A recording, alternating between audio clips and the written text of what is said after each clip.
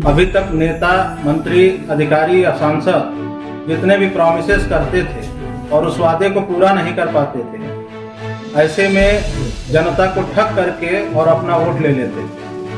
अब जनता को पहली बार ये राइट्स मिलने जा रहा है आरटीपी के माध्यम से, और अब वादा किया तो निभाना पड़ेगा, नहीं तो जेल जाना पड़ेगा।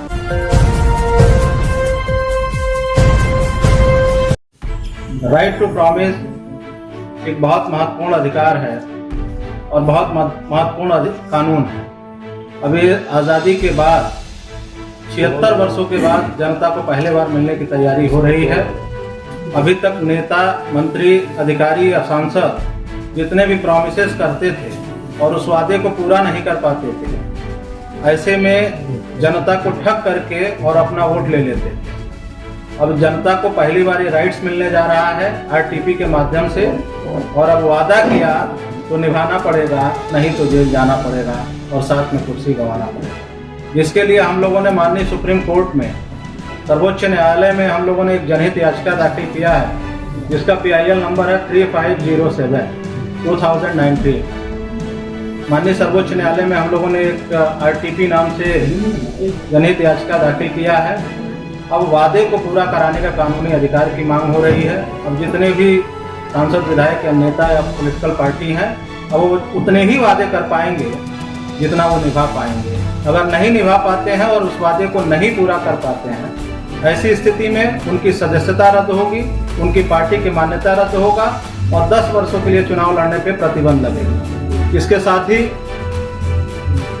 यह एक ऐसा अधिकार होगा जो वोटर को सीधे तौर पे मिलेगा और नेता या मंत्री या अधिकारी से पूछने का काम करेगा। ये इसके साथ साथ जितने भी पॉलिटिकल पार्टी घोषणा पत्र, मैनिफेस्टो या वादा पत्र या निभाएंगे पत्र जारी करते हैं, अब उनको स्टैम्प पेपर पे लिख के देना हो। अगर वो नहीं देते हैं तो कोई भी आम जनमानस रिटर्निंग ऑफिसर के यहाँ जाकर के अपना प्रत्यावेदन दे करके उनकी सदस्यता रद्द करा सकता है और उन पे अभियोजन चलाने के लिए वाद दायर कर सकता है। ये कानून अभी बन गया है या बनने वाला है? नहीं, अभी माननीय सर्वोच्च न्यायालय में विचाराधीन है। हम लोगों ने जनहित याचिका दाखिल कर दिया और इस पे माननीय सुप्रीम कोर्ट ने सो मोटो भी ले लिया है। अभी आपने 26 जनवरी को देखा होगा अखबारों के माध्यम से और आप लोगों के टेलीविजन के माध्यम से भी देखने को मिला होगा। इसमें सो मोटो में कहा है कि मुफ्त के वादे पे अगर आप लोक लुभावने वादे करते हैं, ऐसी स्थिति में क्यों न पार्टियों की मान्यता रद्द कर दिया जाए। और इसमें 4 हफ्ते का समय भारत निर्वाचन आयोग को और केंद्र सरकार को दिया है कि 4 हफ्ते में अपना अपना जवाब दाखिल करें। कितनी पार्टियां इस कानून के सपोर्ट में, सिर्फ आपकी पार्टी है या और भी पार्टी? देखिए, हमने जो है ये भारत की प्रथम ऐसी पार्टी है जो आरटीपी का समर्थन करती है। अन्यथा कोई भी राजनीतिक दल नहीं चाहता है कि राजनीति में इस तरह का प्रभावी कानून बने और वो खुद इस दलदल में फंसे। RTI तो था, RTP का जो है उसको लाने की जरूरत पड़ेगी आपको। देखिए, RTI से सिर्फ सूचना मांग सकते हैं, उस पर आपके पास कोई अधिकार नहीं है। किसी से सूचना पाना ये कोई आपका राइट्स नहीं है। राइट्स इन द सेंस कि उससे किसी बारे में जानकारी हासिल कर लेने से उसका समस्या का निजात नहीं होगा, नहीं हल होगा। ये समस्या को हल करेगा, आपको एक अधिकार देगा। इस अधिकार के माध्यम से आप सिर्फ सूचना नहीं पा सकते, उस पर कार्रवाई भी करा सकते। यानी आपकी पार्टी जब आगे बढ़ेगी तो आप जो वादे कीजिए उनको पूर्ण रूप से निभाइएगा?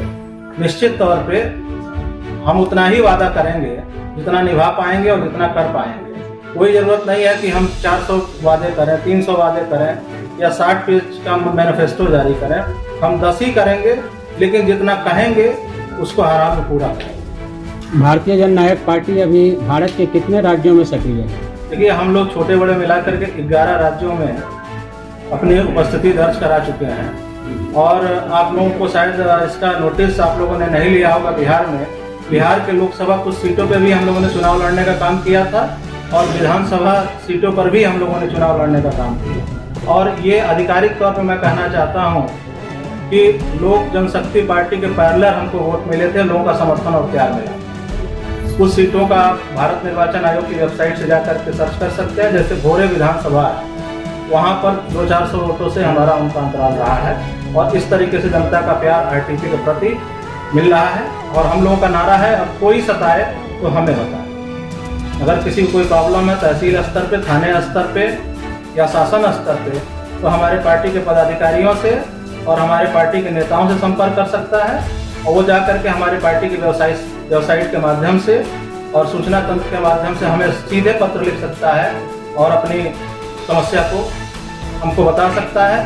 हम कोई सताए हमें बताए के अंतर्गत उसके अभियान को लेकर के हम लड़ाई लड़ने का काम करेंगे और उसको त्वरित न्याय दिलाने का काम। जिस तरह से सर बिहार में लगातार आंदोलन लगातार हो रहा है सर, वार्ड सचिवों के बारे में सुने ही होंगे, क्या अगर वह आपसे मिलते हैं, समर्थन मांगते हैं, क्या आप लोग समर्थन देंगे? बाकी पार्टियां भी दे रही है, देखिए प्रतिपक्ष भी मिलने उनसे गए। देखिए हमने अपने प्रदेश अध्यक्ष जी से कहा है, नीतीश कुमार जी से, कि जितने भी लंबित प्रकरण हैं भर्ती से रिलेटेड, मैंने बड़ा स्पष्ट कर दूं आप लोगों के सामने, मैंने कहा कि जितने भी लंबित प्रकरण है, चाहे किसी भी भर्ती से जुड़ा हुआ मामला है, वो आप लोग त्वरित उस पत्र को लीजिए और जितने भी पदाधिकारी इस विषय में चाहते हैं हमसे जुड़ सकते हैं, मिल सकते हैं। हम हर एक युवाओं के साथ हैं, हम हर उस बेरोजगार के साथ हैं जिसके साथ न्याय नहीं हो रहा। उसको न्याय दिलाने के लिए हम कटिबद्ध हैं, प्रतिबद्ध हैं, और निश्चित तौर पे हम उनके पदाधिकारी अगर हम लोग के संपर्क में आते हैं, हमसे संपर्क करते हैं,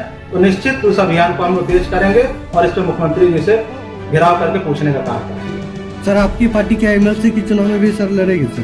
देखिए, हम राजनीतिक पार्टी होने के नाते हम हर एक पार्टी की अपनी नैतिक जिम्मेदारी होती है और उसकी रणनीति होती है। हम इस पर अपने पार्टी के पदाधिकारियों से विस्तृत चर्चा कर रहे हैं। निश्चित तौर पे हम लोग एक प्रयास रहेगा कि हम लोग एमएलसी के चुनाव में भी कुछ प्रतिभाग लें और उसके साथ आने वाले म्युनिसिपल कॉर्पोरेशन और अन्य चुनाव में भी सहभागिता सुनिश्चित करें और बिहार में लोकतंत्र को मजबूत करने के लिए एक नया विकल्प दें।